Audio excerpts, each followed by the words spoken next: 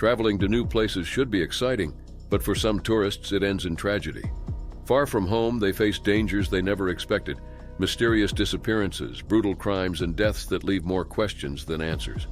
In this video, we'll look at 5 of the most disturbing deaths of tourists abroad, real stories of trips that turned into nightmares.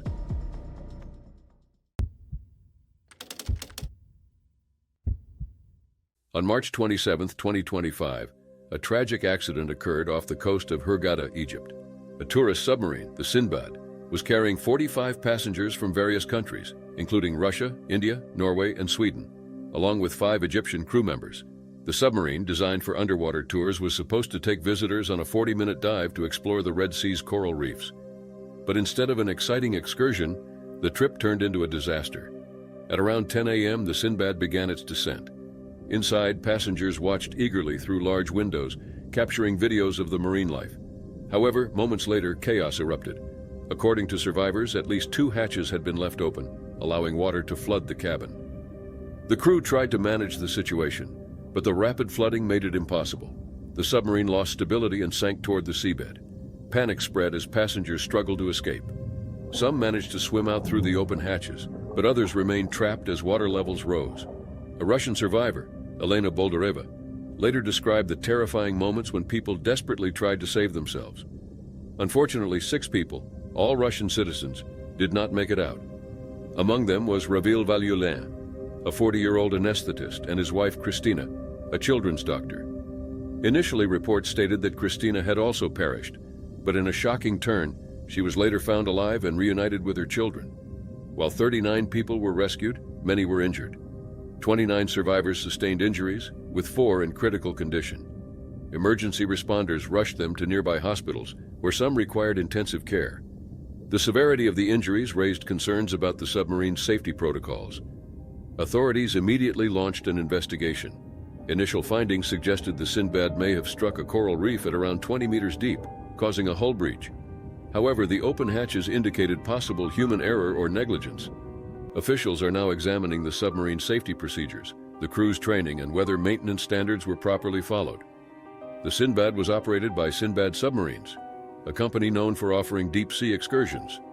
The company boasts a fleet of 2 submarines, among the only 14 recreational submarines in the world. These vessels are marketed as safe and capable of withstanding deep-sea pressures. However, this tragedy has raised doubts about their actual safety.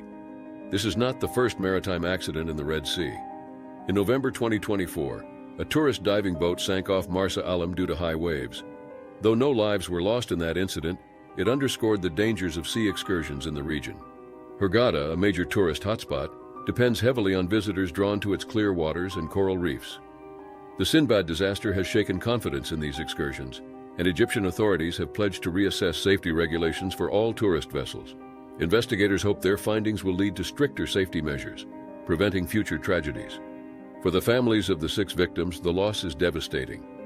While survivors are grateful to be alive, the emotional scars remain. As investigations continue, grieving families and the tourism industry alike await answers on what went wrong that morning.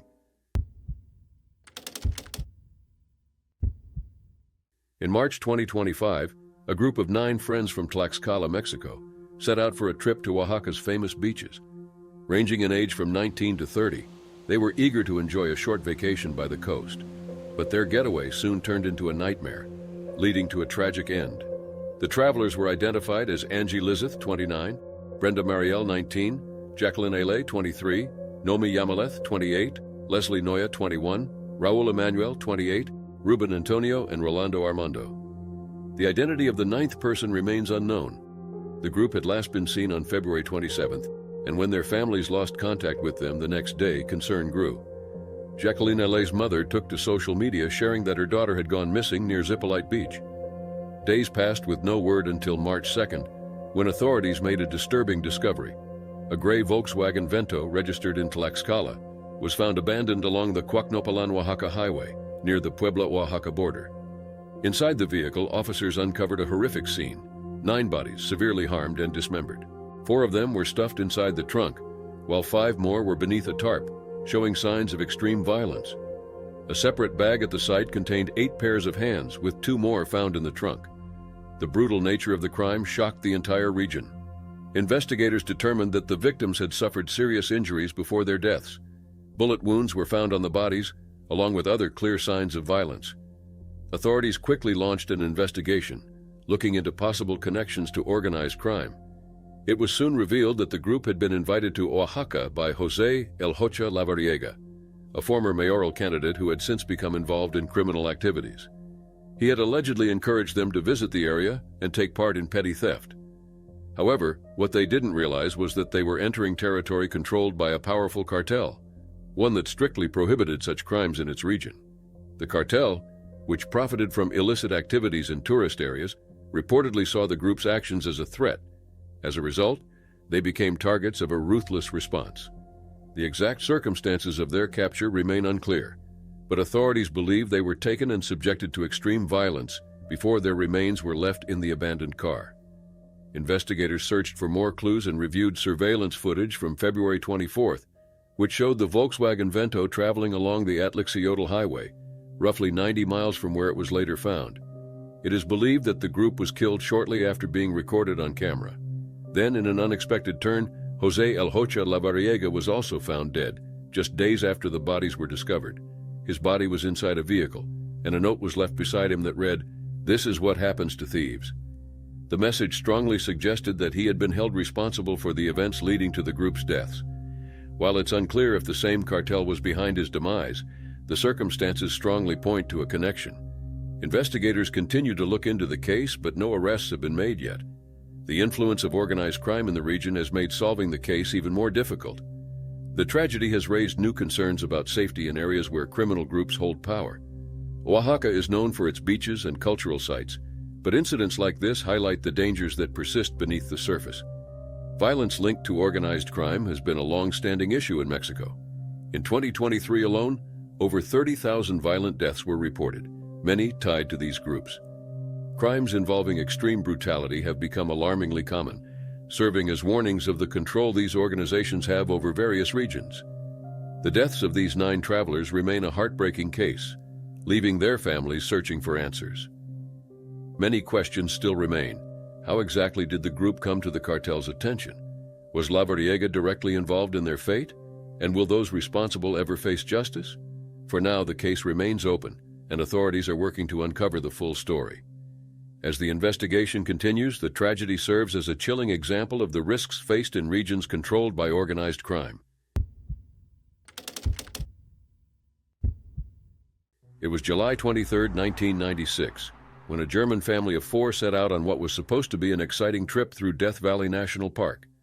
The group included 34-year-old Egbert Rimkus, his 11-year-old son Georg Weber, his 27-year-old girlfriend Cornelia Meyer, and her 4-year-old son Max Meyer. They had arrived in the U.S. earlier that month, traveling from Seattle to Las Vegas, where they stayed at the Treasure Island Hotel and Casino. Their next stop was Death Valley, a breathtaking yet dangerous place. On July 22nd, the family entered the park and camped near Telescope Peak and Hanopa Canyon. The next day, they explored several sites before Cornelia signed a visitor log at an abandoned mining camp. In the entry, she mentioned their plans to travel over a pass, likely Mengel Pass. This would be one of the last known records of their journey. Though they had purchased a guidebook and supplies at the Furnace Creek Visitor Center, they seemed unaware of just how risky Death Valley could be. The family attempted to navigate the rough, unpaved roads, which became more difficult the farther they traveled. At some point, they strayed from their planned route, ending up in Butte Valley, where the terrain was extremely harsh. Their van, a rented 1996 Plymouth Voyager, soon became trapped in Anvil Canyon after 3 of its tires were shredded. Now stranded miles from any main road, they faced a dire situation. With no other choice, the family left the van and set out on foot to find help. The nearest landmark, the China Lake Naval Weapons Station, was about 8 miles away. They may have thought they could reach it quickly, but the scorching temperatures, soaring above 116 degrees Fahrenheit or 47 degrees Celsius, made survival nearly impossible without enough water or shelter. The base, though relatively close, was surrounded by miles of barren desert. Desperate to find a way out, they walked south, hoping to reach safety. But the brutal conditions took their toll. With little to no supplies, they were rapidly overcome by dehydration and heat exhaustion. Step by step, their chances of survival faded. Eventually, they could go no further.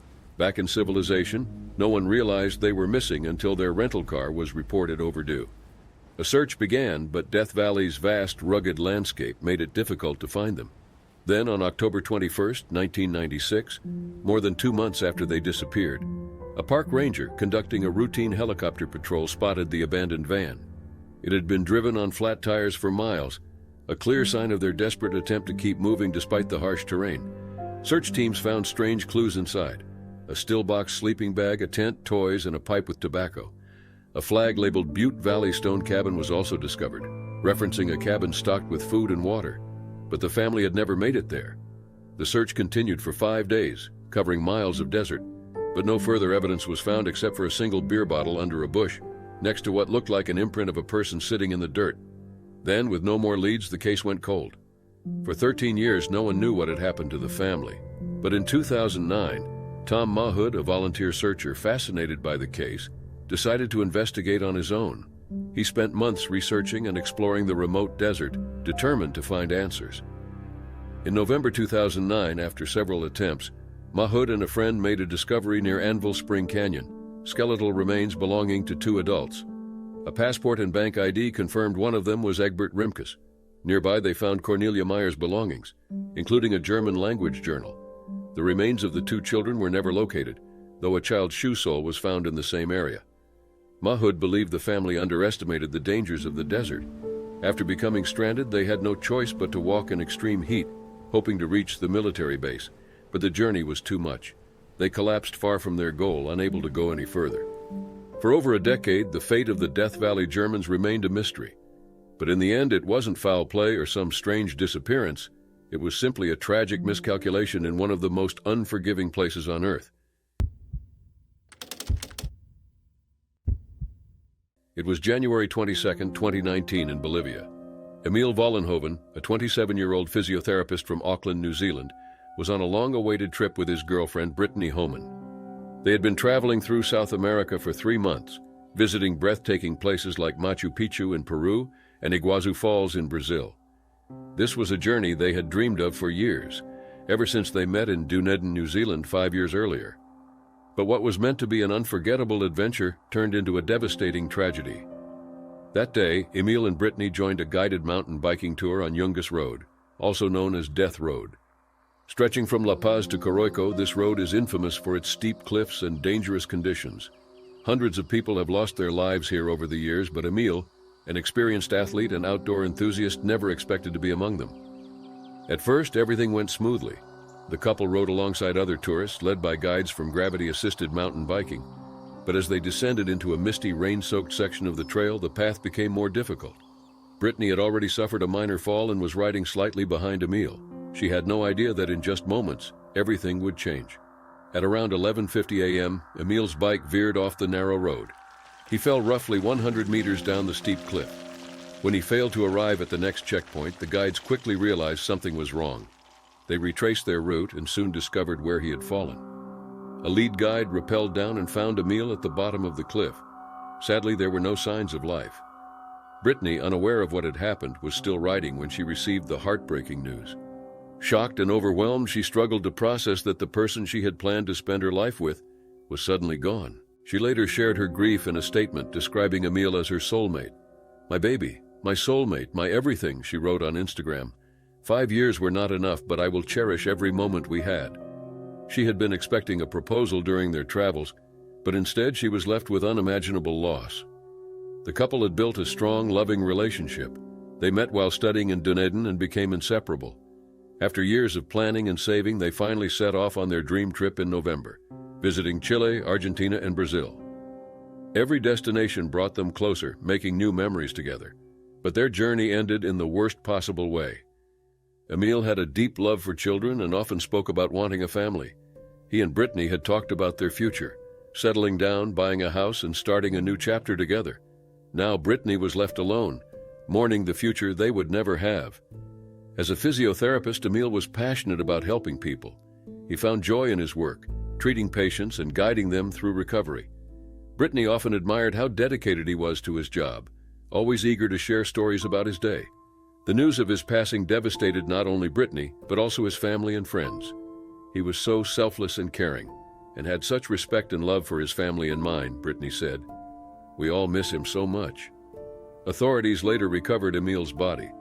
The tour company, Gravity Assisted Mountain Biking, launched an investigation. They had been operating for over 20 years, guiding more than 100,000 cyclists, and this was the first fatal biking accident they had experienced. The only other recorded death was due to a medical emergency. Youngus Road is widely considered one of the most dangerous roads in the world. The first section is paved, but beyond that it turns into a single-lane dirt path with steep drops. Frequent rain and fog make conditions even riskier. Despite the dangers, it remains a popular attraction for thrill seekers. In the aftermath, Brittany turned to social media to express her heartbreak. "He was truly the most beautiful man, and I am blessed and honored he chose me to be his woman," she wrote. "I will always love you and always be yours." Their journey had been nearly complete. They had planned to visit Colombia next before heading to Canada for a family reunion. The excitement of their future had been so close, yet in an instant everything was taken away. Friends, family, and strangers came together to support Brittany and Emil's loved ones. A fundraising page was created to help with funeral costs, raising over $12,000. It was clear that Emil had left a lasting impact on many people. Brittany, though devastated, held on to the love they shared. She had once believed Emil would propose during their travels. "We all thought he would while we were overseas," she had said before the accident. "But to be honest, we always knew we were meant to be." The dangers of Youngus Road had claimed many lives. But for Brittany, this wasn't just another statistic. It was the loss of the person she loved most. No amount of preparation could have changed that day's outcome. Their love story, which had begun in the quiet town of Dunedin, ended on the unforgiving slopes of Bolivia. But for those who knew Emil, his memory and the love he shared with Brittany would never fade. On July 19, 2008, 18-year-old Ben Hale from Romford, Essex, was in Malaga, Spain, attending a wedding with his best friend Jamie Calvi's family. The celebration was meant to be a fun getaway, but one impulsive decision changed everything. During the reception, Ben realized he needed hair gel from his hotel room. Instead of getting the key, he decided to climb from a neighboring balcony to reach his room. It seemed like a simple move, but in an instant everything went wrong. As Ben attempted to step across, he lost his footing and fell 45 feet. The impact was devastating. He was found 15 minutes later by Joe Calvi, the groom's 15-year-old son. The sight was horrifying. Ben was unconscious, lying in a pool of blood with severe injuries. His breathing was obstructed due to damage to his chest, lung, and brain. Joe quickly cleared Ben's airway and ran to get help. Paramedics arrived soon after, rushing him to the hospital. The extent of his injuries was staggering. He had broken nearly every bone in his body, his brain was swelling dangerously, and his lungs and kidneys were failing. Back in the UK, Ben's mother, Tracy, received the life-changing phone call. "I just screamed, 'I don't have a passport. How do I get to him?' she later recalled. She and her husband, Paul, immediately booked a flight to Spain. They had barely traveled abroad before and were terrified of what they would find. When they arrived at the hospital, doctors warned them that Ben's condition was critical. His brain pressure had risen to a dangerous 80%, and surgery was needed to relieve it. Surgeons removed a portion of his skull to reduce the swelling, bringing the pressure down to 20%. But that was still far from safe. Ben's best friend Jamie was devastated. He broke almost every bone except his arms and legs. Seeing him like that was shocking, he said. Ben, once full of energy and ambition, was now fighting for his life. He had dreams of starting a plastering business and continuing his studies, but now everything was uncertain. His family remained by his side, holding on to hope. "They're taking it hour by hour rather than day by day," said Tracy. His sisters Sophie, 17, and Grace, 12, prayed for his recovery. But despite the best efforts of the medical team, Ben's condition kept worsening. His organs began shutting down and his body couldn't withstand the trauma. On August 7, 2008, after weeks of battling for his life, Ben passed away. His family, friends, and community were left heartbroken. In the wake of his passing, his parents made the difficult decision to donate his organs, an act of kindness that gave others a second chance at life. Tracy later shared, "The doctors were so good, and it's what Ben would have wanted." Ben's death was a devastating loss, especially for Jamie, who had grown up with him. He was loud, confident, and loved everything he said. Friends and family wanted to honor him in any way they could. A group of his friends, led by Katie Stalin, organized a 13-mile sponsored walk from Romford to Thurrock to raise money for his funeral. They gathered over £300, helping his family cover the costs. Ben's story is a heartbreaking example of how a single impulsive decision can have life-altering consequences. A moment of taking a shortcut led to an unimaginable tragedy. His memory, however, lives on, not only in the hearts of his loved ones but also in the lives he saved through his organ donation. Though he's gone, Ben's impact remains. His family and friends continue to cherish the moments they had with him, remembering the young man who lived with enthusiasm and heart